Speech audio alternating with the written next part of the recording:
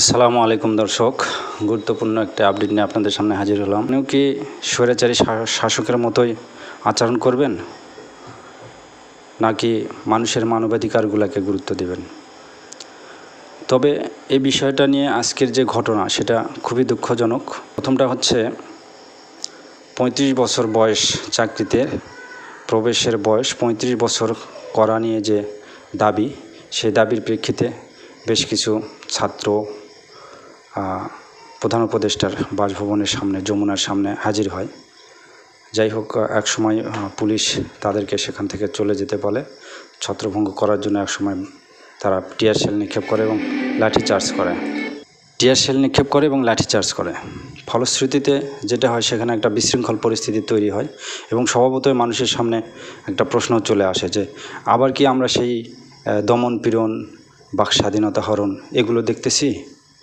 তো নেটিজেনরা মিশ্র প্রতিক্রিয়া দিয়েছেন, অনেকে এর পক্ষে, অনেকে এর বিপক্ষে বলেছেন। আমি একটু বলবো পক্ষে কিভাবে তারা বলেছেন। পক্ষে যারা বলেছেন তারা বলেছেন যে শেখ হাসিনা সরকারের মতো একটু চেপে ধরে বা ধরার যে সংস্কৃতি, সেটাই কি এখনও আমাদের মধ্যে আছে কিনা, পুলিশের কি কোনো পরিবর্তন হয়েছে কিনা, পুলিশের আচরণ, দায়িত্বশীলতা এবং এগুলোকে হ্যান্ডেল করার ক্ষেত্রে আর কোনো কলা কৌশল তাদের আছে কিনা, বা দায়িত্বশীল আচরণ তারা করছেন কিনা। বল প্রয়োগ করায় বা লাঠিচার্জ করা বা টিয়ার শেল, রাবার বুলেট ছোঁড়াই কি কোনো সমাধান, নাকি আর কোনো সমাধানের ব্যবস্থা পুলিশের মাধ্যমে হতে পারে? তো সেটা কিন্তু একটা প্রশ্ন। কারণ যারা দাবি দেওয়া নিয়ে এসেছেন তাদের সঙ্গে কথা বলে কিন্তু এটা সঠিক সুন্দরভাবে সমাধানের দিকে যাওয়া যেত, যেটা অবশ্যই দৃষ্টিকটু হতো না, কোনো বল প্রয়োগেরও হয়তো দরকার হতো না। তো তারপরেও একটা প্রশ্ন থেকে যায়, আমরা হয়তো চ্যানেলের মাধ্যমে, নিউজের মাধ্যমে যেগুলো দেখতেছি, সেখান থেকেই বিভিন্ন লোকের মন্তব্য পাচ্ছি। আবার কিছু লোক যেটা বলতেছে সেটা হচ্ছে যে এই যে দাবি দেওয়া আদায়ের নামে বারবার প্রধান উপদেষ্টার বাসভবনের সামনে যে অরাজকতা সৃষ্টি করার একটা পায়তারা চলতেছে, সেটাও তো কাম্য নয়।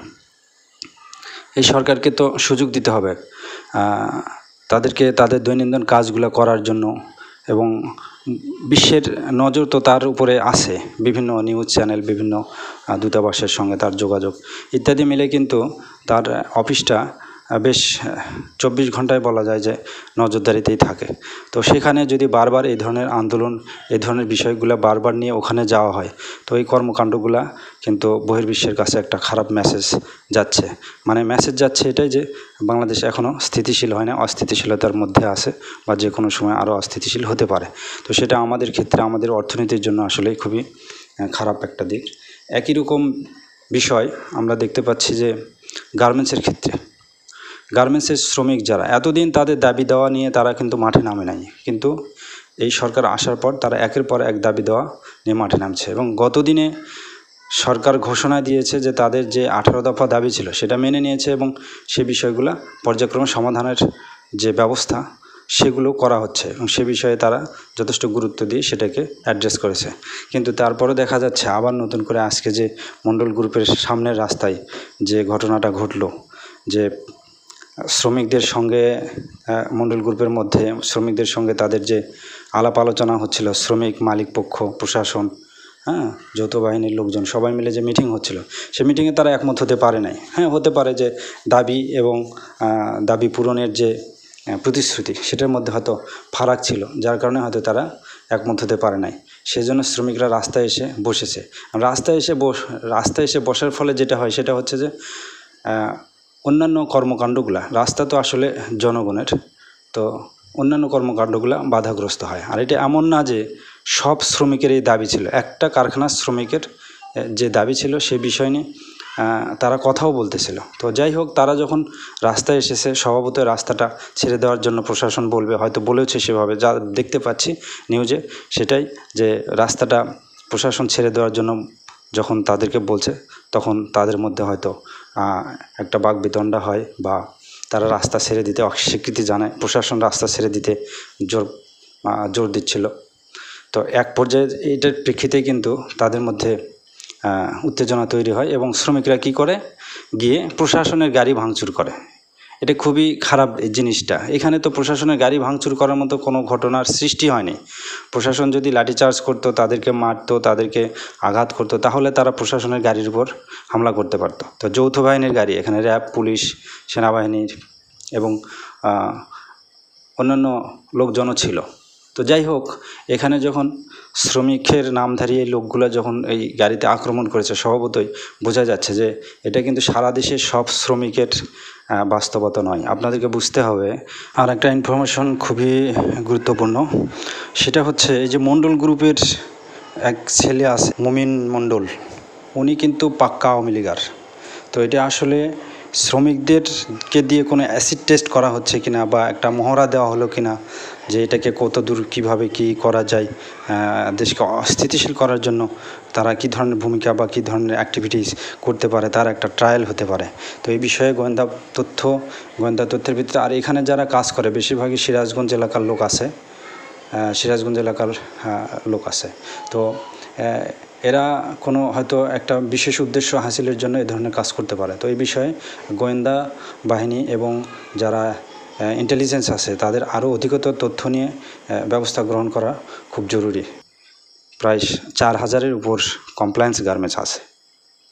তো সেগুলোর মধ্যে একটা দুটা গার্মেন্টসের ঘটনা দিয়ে পুরোটাকে মূল্যায়ন করা যাবে না। তারপরও সেটাকে তারা অ্যাড্রেস করার চেষ্টা করেছে, সেটা সমাধান করার চেষ্টা করেছে, কিন্তু শ্রমিকরা যে অ্যাগ্রেসিভভাবে যেভাবে ভাঙচুর করেছে সেটা একটা কিন্তু দুঃখজনক ঘটনা এবং এটা হওয়া ঠিক নয়। এর পিছনে অবশ্যই তাদের কোনো উদ্দেশ্য আছে এবং নেটিজেনরা বিভিন্ন মন্তব্য করতেছে।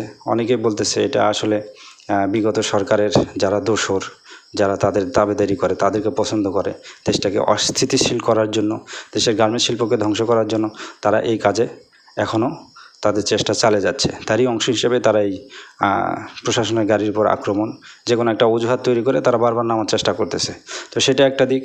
আর একদিকে অনেকে বলতেছে যে পুলিশ প্রশাসন যেভাবে গুলি চালিয়েছে, একজন শ্রমিকের মৃত্যু হয়েছে, এটা অবশ্যই খারাপ।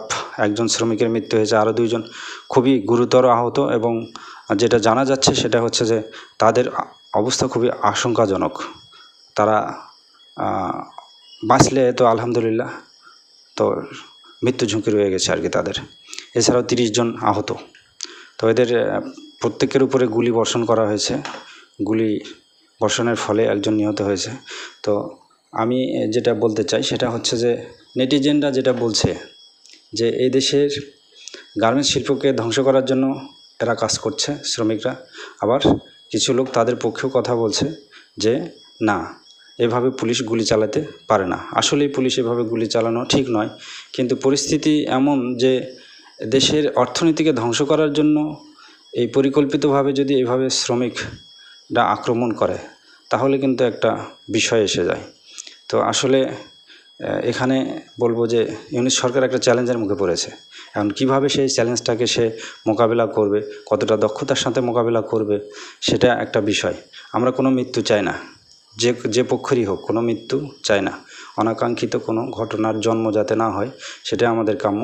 এখন দেখার বিষয় এই ইউনিট সরকার কীভাবে এটাকে সামাল দেয়, না হলে এটা কিন্তু ভয়াবহ আকার ধারণ করতে পারে যে কোনো সময়। ধন্যবাদ সবাইকে। আসসালামু আলাইকুম।